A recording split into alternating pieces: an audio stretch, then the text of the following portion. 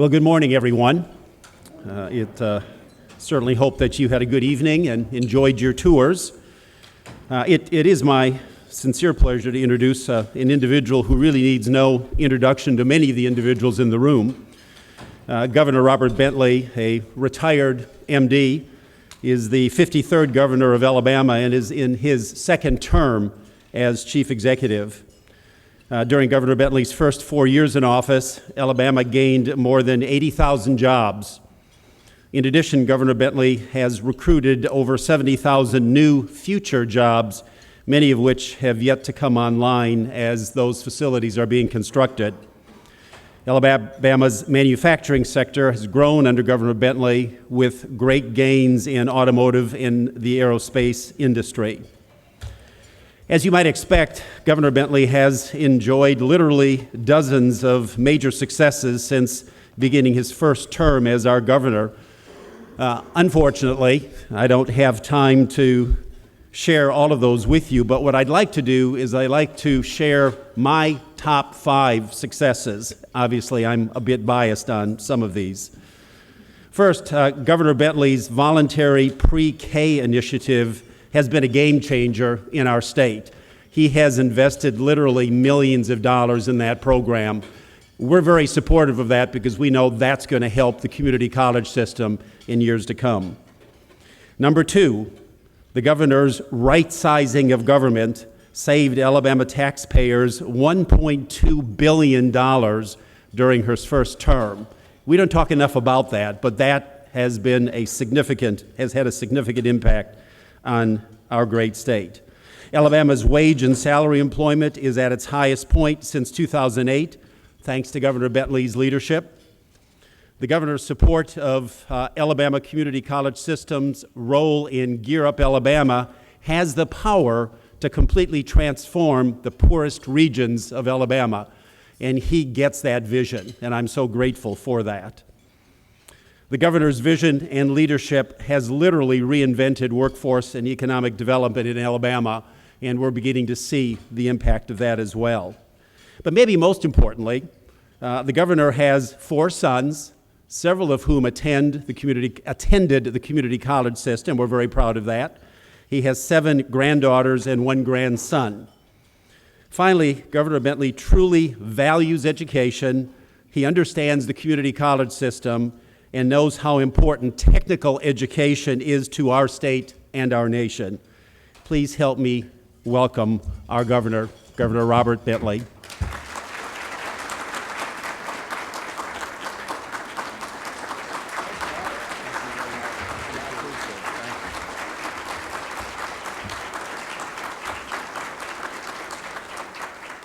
Well, good morning, everybody.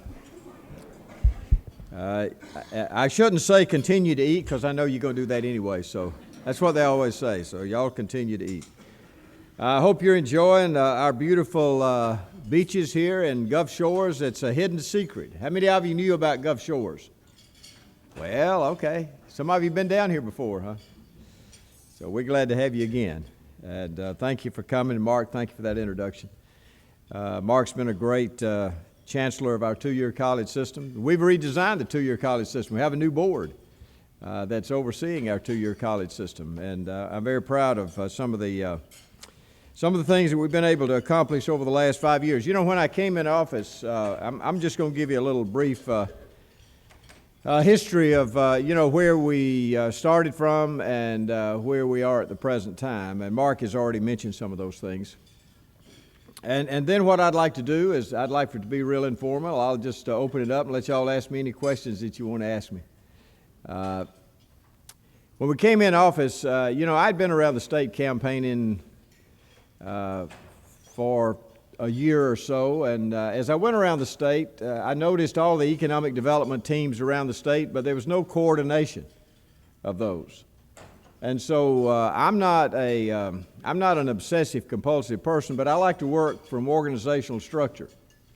And so I asked my ADO director, now the Department of Commerce director at that time, to help me develop a program to put all of this together, our economic development teams around the state, and how we wanted to do that. So we put together a program we call Accelerate Alabama. It really concentrates on three areas. It concentrates on recruitment of new industries into the state from around the country and around the world.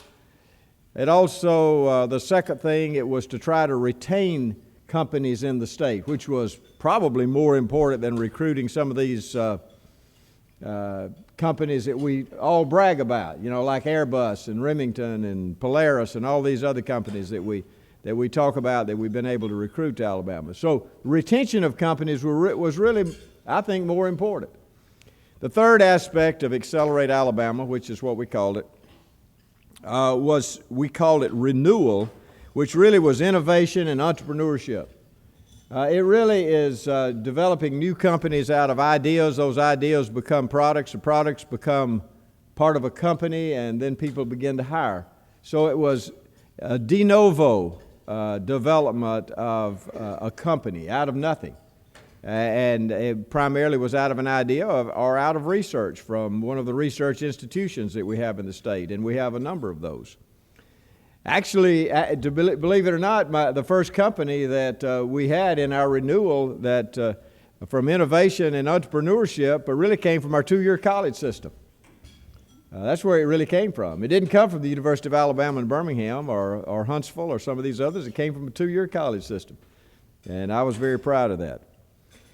We also recognize that one of the most important parts about recruiting companies into the state or retaining jobs in the state is to making sure that we have skilled workers for advanced manufacturing. You know, Alabama has in the past been a very rural state. We had really a lot of low-skilled manufacturing in Alabama. We don't have much of that anymore. We've transformed Alabama into a low-skilled state into an advanced manufacturing state. And I'm very proud of that. 20 years ago, we didn't produce a single automobile in Alabama. Not one automobile. Last year, we produced 1 million automobiles. Now, that's a big advancement in a 20-year span. And when we recruited, and no one thought we could, when we recruited Mercedes to Alabama, that really opened the door for that. And since Mercedes came, you know, we've had so many companies that have chosen, especially in the automobile industry. And we now have Honda and Hyundai. We make all of the engines for Toyota up in Huntsville. And so we really have an advanced automotive industry in this state. For years, we've had aerospace in Alabama because 50 years ago, Alabama put men on the moon. That's where it came from, Alabama. We developed the advanced Saturn V rocket in Huntsville, and that's how we put man on the moon. So we've had aerospace in Alabama for a number of years. But over the last few years, we've begun to really advance that part of our advanced manufacturing, and now we have over 400 aerospace industries in the state of Alabama. And we're very proud of the fact that this month we're painting the first Airbus A320 over here in Mobile, and it's going to be delivered to JetBlue. That's who's getting the first aircraft. Then we're going to produce 50 of those a year, and we hope that in, 4 or 5 years we'll have another final assembly line for aerospace. For Airbus. And we're hoping that the European model and the European thinking will realize that they don't need to be shipping those products over here to assemble them here, that we're going to make them here. And so you have to kind of work with Europeans, though. They are a little bit different. And so we have done that. But we work with them to get Airbus here, and we're going to continue to work with them. Advanced training, though, is so important. And I appreciate so much our two-year college system, which has always been the leader in that. They have always been the ones that train our students and train them for the advanced manufacturing that that we have tried to really create here in the state of Alabama, and I appreciate them so much. But I saw also a need there. So I created a task force to look at workforce training. That was in 2013. And out of that task force, we have developed something called the Alabama Workforce Council. This Alabama Workforce Council is made up primarily, some educators, but primarily made up of business and industries. Business and industries need to tell education what their needs are. They need to tell education what they need to train and what they're trying to hire. And so that's what we've done. We've put these two groups together. We've put education as well as our business and industries together. And that's how we've developed the Alabama Workforce Council. And it's working well. And it's going to even work better. Because we've had full cooperation from K through 12. We've had full cooperation from our 2-year college systems. And for the first time since I became governor, I brought in also the 4-year college systems. Because they produce engineers, they produce accountants, they produce other things that are necessary in industry. So we brought everyone together. And by bringing everyone together, along with business and industries, I think we've got a good plan in place that hopefully when I leave office in 3 years, that it won't be dismantled. In fact, we actually put some of this in code, so it's in law, and so it'll be harder to dismantle it. But we are making great strides, and I am very proud of what we've been trying to do in the state of Alabama. I do believe this. I know y'all from other states, and I have to brag on Alabama, okay, because I'm the governor of Alabama. I'm not y'all's governor. But, I would love to be your governor, but I'm not. Alabama has one of the best workforce training systems in the country. And I am very proud of what we have developed in this state. And we're going to continue to even make it better, though. You know, one of the things that I have 3 years left in my term, my second term. And I said, what am I going to do the last 3 years? You know, a lot of governors just kind of sit back and say, hey, I'm not going to do anything. A lot of them don't do anything. Well, I've got 8 years to serve this great state, and I'm going to do everything I can the last day just like I did the first day. And so what we did in our State of the State address about a month ago, we laid out, I think, an ambitious plan in Alabama to really help rural Alabama, rural parts of the state. Now, I know every one of y'all, I looked at all the states that y'all are from. Everybody in here has rural parts of their state. And everybody in here has rural problems, and every one of you in here needs some help in the rural areas of the state, your state. And we need it in our state.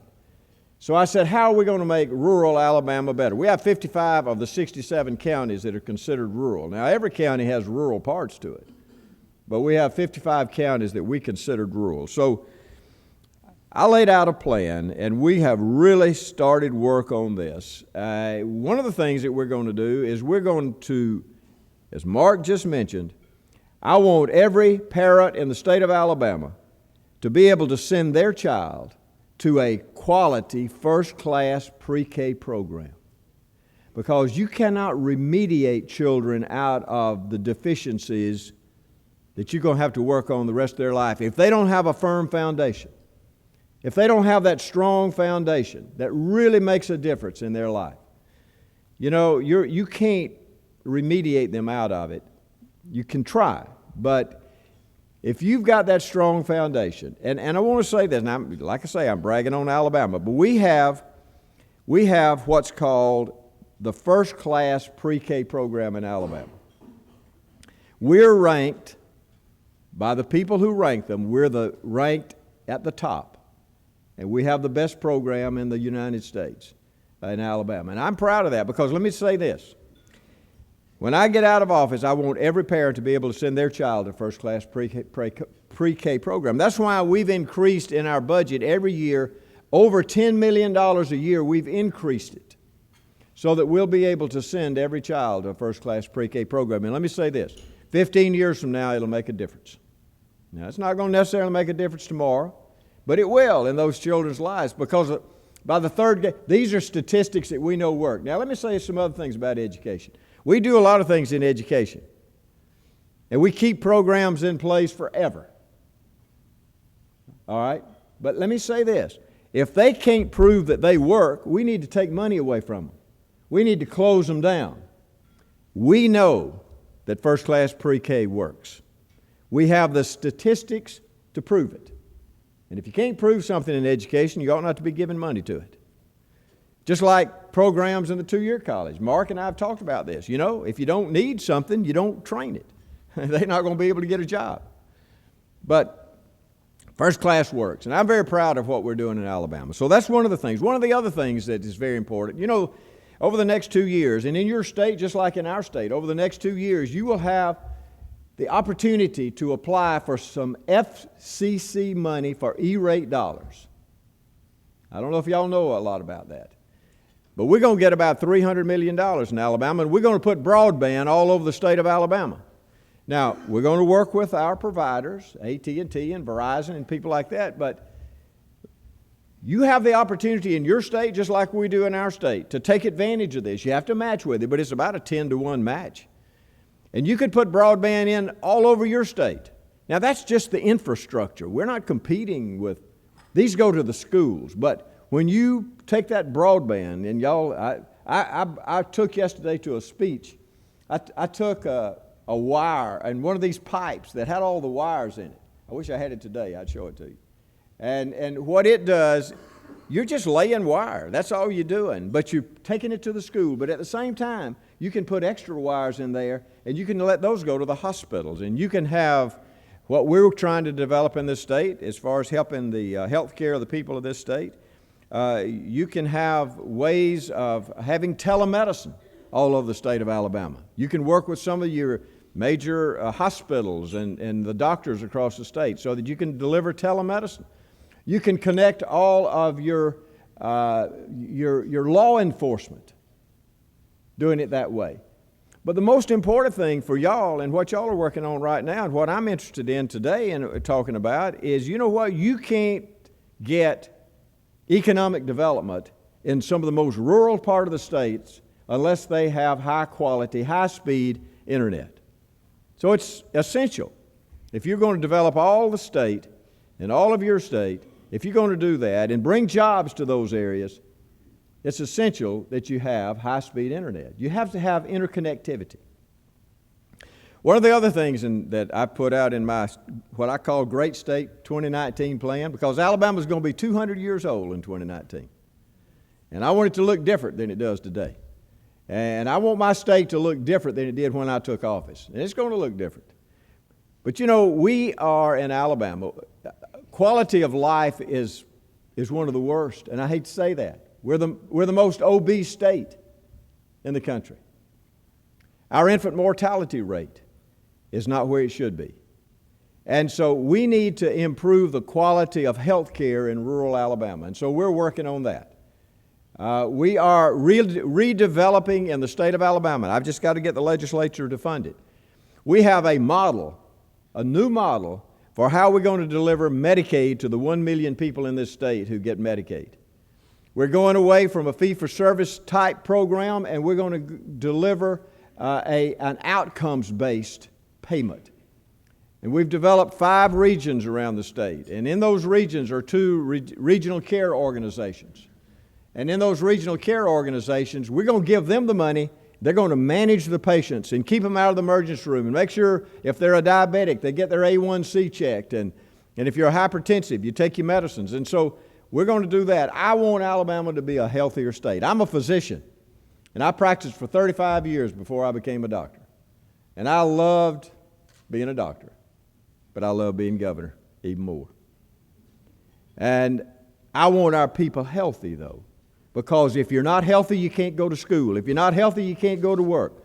We are the last in the country as far as per capita dentists. And more children miss school because of a toothache than anything else. So we need more dentists out there. So we're giving more scholarships. We're doing so many things. I'm working with the federal government right now to try to get, if you are if you are identified as a rural primary care provider, I want us to give tax credits, federal tax credits and state tax credits, a significant amount to keep them practicing in those areas. I mean, we do it for companies. Why on earth would we do it for doctors? They bring $1.5 million to their community just being there. So, so we're working on that. I'm working with Congress right now on trying to get that accomplished. Let me add one other thing that we're doing in Alabama. It doesn't have anything to do with what y'all doing, but I'm so proud of what we're doing. We also have the worst, and I hate to tell you all these things that we have the worst. We have the worst prison system in the country. We have the most overcrowded prison system in this country. Last year we passed a prison reform bill that's going to hopefully keep people out of prison for minor offenses, and when they are getting out, we hope that they will be trained, and we're working with our 2-year college system right now. Make sure they're trained so that they can be productive citizens again. But we're the most overcrowded system in this country. I put in a new Department of Corrections director, and I told him, I said, Jeff, you help me come up with ideas on how we can solve this problem. And we have. We're going to consolidate all the men's prisons. We're going to build 3 new modern prisons, and the efficiencies and the money we'll save just from efficiencies, $50 million a year, we can pay for an $800 million bond issue, and without asking the taxpayers for another penny. Now that's transformation thinking, and that's what we've tried to do in this state. That's what I've tried to do as governor. We almost have that through the legislature right now, and that's going to probably be the first part of our 2019 plan. And we're going to get that accomplished, I believe, in the next 2 or 3 weeks. And so I'm excited about that. I've met with the Attorney General in Washington. They're excited about what we're doing in Alabama. We're doing some great things. But while we're doing it, is because we want to make life better for the people of our state. It's all about people, folks. What y'all do every day is all about people. And what I do is all about people. I serve people. I'm a public servant. And, I hope the people who are running for president understand that. Because we're all here to serve the people of our state and of our nation. And that's what y'all do in education. Thank y'all for letting me be with you today, and I hope you have a good meeting. How long is it going to last, Mark? It's about noon today. About noon. Well, y'all going home. How long have you been here?